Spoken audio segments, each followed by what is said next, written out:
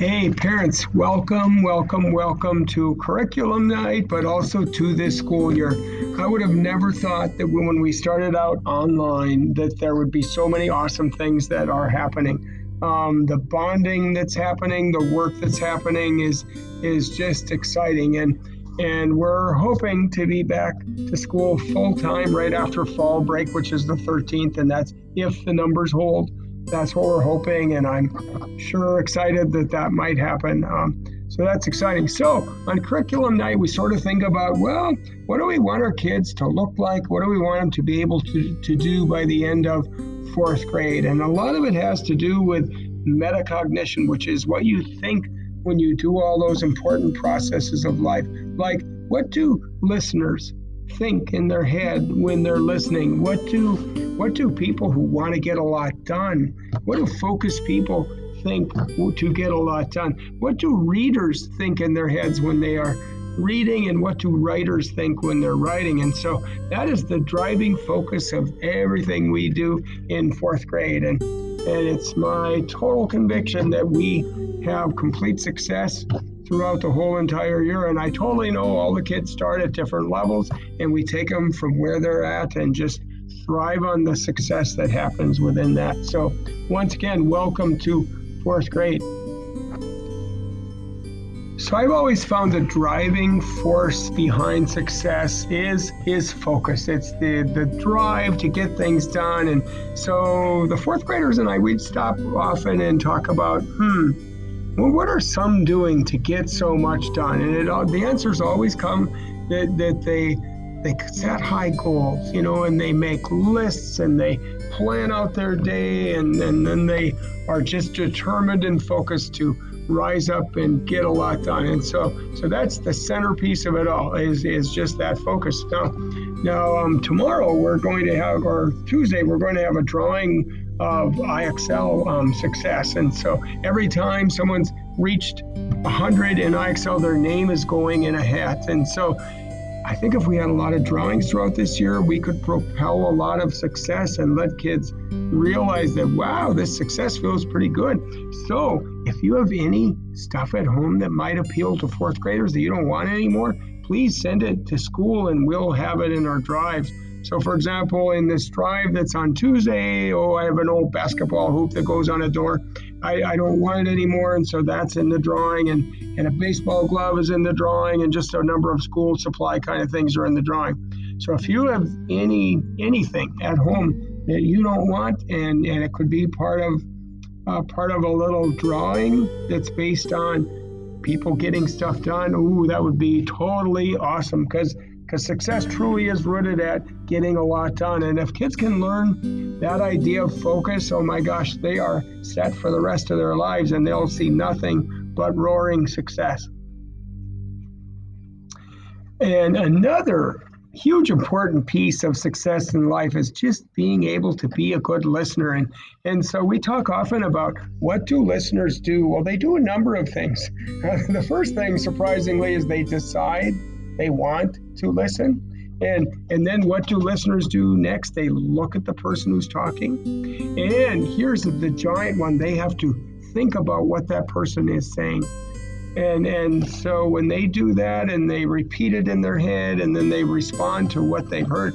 And so listening is a giant part of success. And so we will focus on that in many settings throughout the whole entire year. So beyond the important focuses of getting stuff done and having focus and also listening, the other important processes of life are reading. What do good readers do? Well, good readers, they transact with text. They're alive in their mind when they're reading. So they're driven by their questions, their predictions, their feelings, and their thoughts. And so good readers are always aware of what they know and what they wonder from the reading. So that's one giant goal we have. Good readers also know what words are by sense, but good readers also use phonics strategies. And so we're going to learn strategies to take them from one-syllable words all the way to five-syllable words. So we're going to leave fourth grade knowing what those words are. What do good writers do? Well, good writers, they organize their ideas, and then they have a main idea in the form of a hook, which makes the reader want to read it. But they also have ton of evidence, spoken in a logical manner. And so that's what good writers do. So how are we going to make all those important processes of life happen? Well, this is how.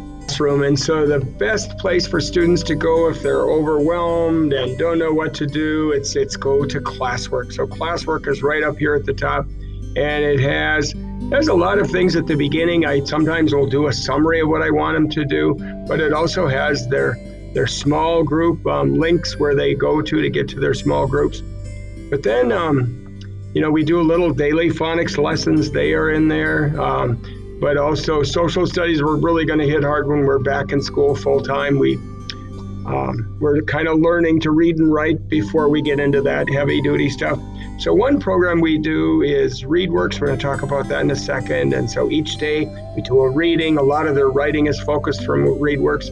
IXL, this dynamic program where we're learning 227 language arts skills.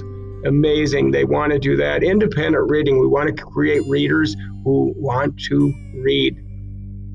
And then write to a picture just to build fluency. A lot of kids are paralyzed to write. They just think, oh no, I don't know what to write. Well, we're going to change that, and write to a picture is going to help doing that. And then read aloud. That's where listening comes in, but also reading strategies. And so those are our main strategies, although phonics strategies, where they come to me in the afternoon when we're back in school, we'll be doing it together. But each student, based on their needs, is at a different spot in this, and we are working our way to climb up the mountain to be able to read 5-syllable words. So that's our goal. So that's kind of the summary of what we're doing. We'll look at each individual thing right now.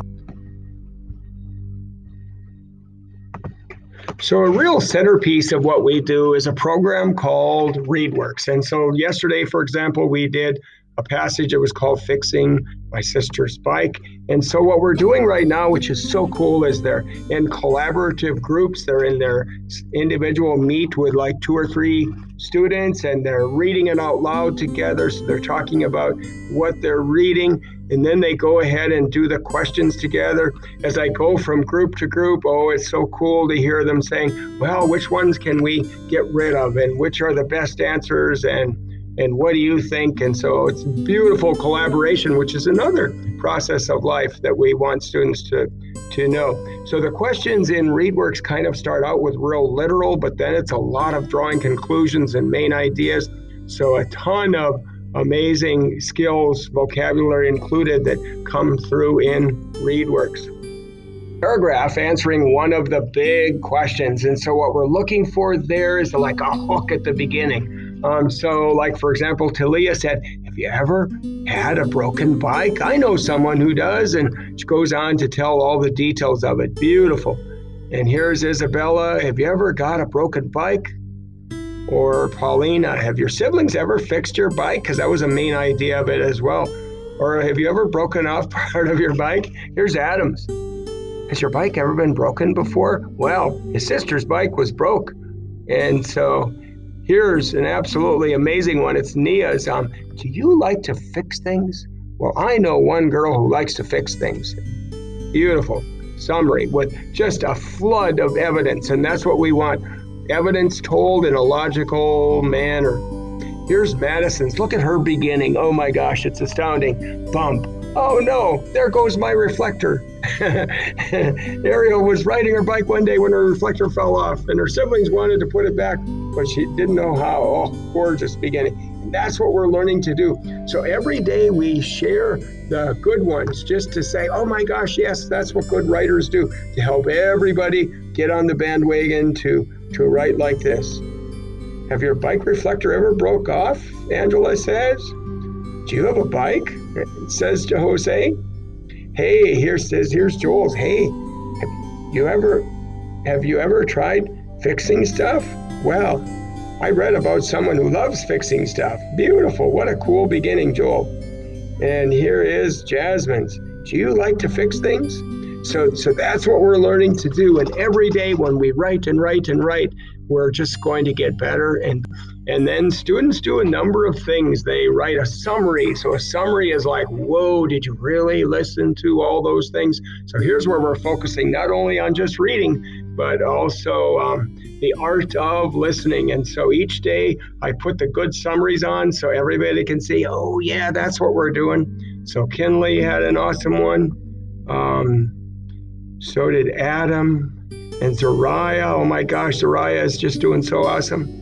And we celebrate everyone doing well. This is not a competition. This is, whoa, look at everybody and what they're doing. And so those who can write a decent summary, oh my gosh, they can listen. And that's the whole point of read aloud time, is not only to savor and soak up a good book and learn to love reading, but also to develop all the reading skills, like to know what you've read, which is the summary, but then also to share your questions, your predictions, your feelings, and your thoughts.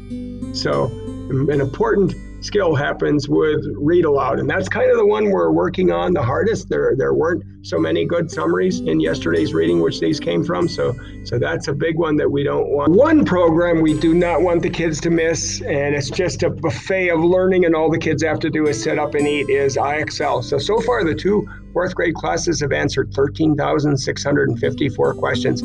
Last year the fourth graders by the spring had answered 400,000 questions, almost 500,000. And so here's a quick look at the gold bars for this week. That measures work that they have done. And you can see some kids are roaring and others have done nothing. And so we want to change that so everybody is doing a lot. That's where your help would be awesome. Why do they not want to miss this? Well, there's 227 skills in fourth grade in language arts alone. And so some of them are reading strategies. It's like, oh my gosh, every skill you'd ever need. And what it makes kids do is it makes them become careful readers. Kids who think about what they read when they are reading, because it's not just reading the words. So there's all the reading strategies, and then there's the writing strategies where I mean, you're doing some cool things. Like here's putting sentences in order. You have to go by sense, to think, well, what happens first and what happens second? So even though it's a writing strategy, boy, it sure is comprehension too. Or ordering things from general to specific. I mean, that's kind of a heavy duty task.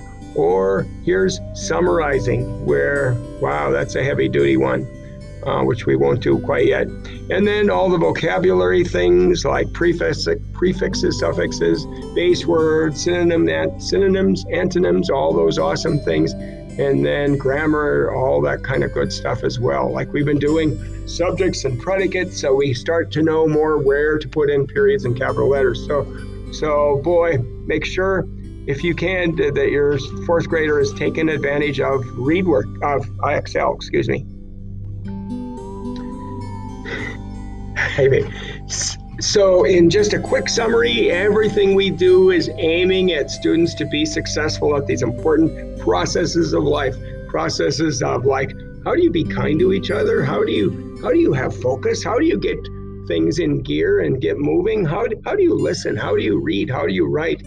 And so we're celebrating life each day. We're celebrating learning each day. And our goal is just to make success happen for every fourth grader. And what we're trying to do is to set the stage so the whole rest of their life is nothing but success. And so Roxy and I are really excited to see all the good stuff that's happening. So feel free tonight to come and ask questions and talk. And you're always welcome to connect on Dojo, because there's no question that's not a good one. So thank you for trusting us to have the education of your fourth grader in our hands. So we appreciate it. It's a team effort, and we're all working together to make this good stuff happen. Awesome. Thank you.